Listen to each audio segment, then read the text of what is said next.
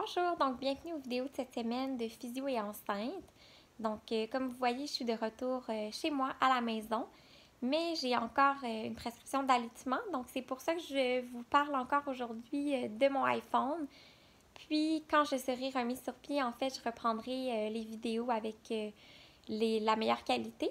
Mais je voulais quand même vous transmettre l'information que j'ai à vous transmettre parce qu'on est à la semaine 22, puis je vous ai toujours pas parlé du plancher pelvien. Donc, on se rappelle, les muscles du plancher pelvien sont vraiment impliqués durant la grossesse. Donc, vraiment les muscles qui sont insérés du pubis devant jusqu'au coccyx à l'arrière. Donc, vraiment pour former un hamac. Puis, ces muscles-là vont nous permettre d'assurer la continence urinaire, de supporter les organes pelviens, jouent un rôle dans la sexualité et également maintiennent la stabilité lombo-pelvienne avec les muscles du corps et maintiennent avec les autres muscles du corps les pressions intra-abdominales. Donc, pour tous ces rôles, on s'entend que durant la grossesse, les muscles vont être très sollicités parce que les changements posturaux, les changements hormonaux, puis le gain de poids va avoir un impact et va affaiblir les muscles du plancher pelvien.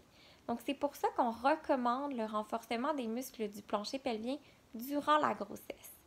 Si vous n'avez pas de grossesse compliquée, il n'y a aucun problème à pratiquer les exercices des muscles du plancher pelvien.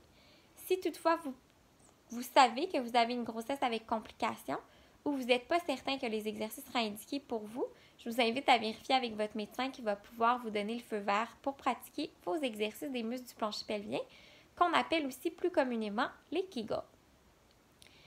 Donc, ce qui est aussi intéressant de savoir, c'est qu'on a tendance à penser que les muscles du plancher pelvien, on ne veut pas les renforcer durant la grossesse par crainte que ça augmente les chances de déchirure à l'accouchement. Pourtant, c'est totalement faux.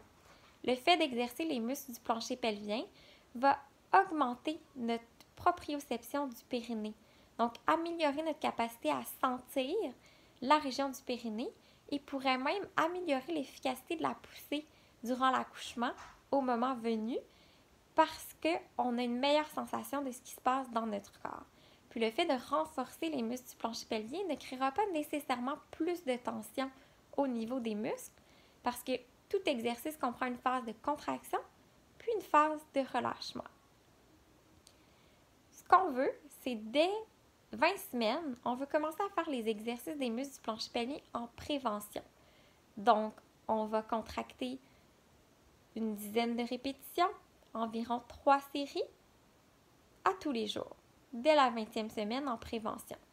Si vous avez des symptômes urogénitaux, donc incontinence, lourdeur ou quoi que ce soit, vous pouvez commencer dès l'apparition des symptômes. Donc, aussitôt que 8 semaines, 12 semaines, 14 semaines, peu importe, vous commencez à vous exercer dès que vous avez vos symptômes. Donc, environ à ce moment-là, 2 fois par jour, une dizaine de répétitions, 3 séries toujours.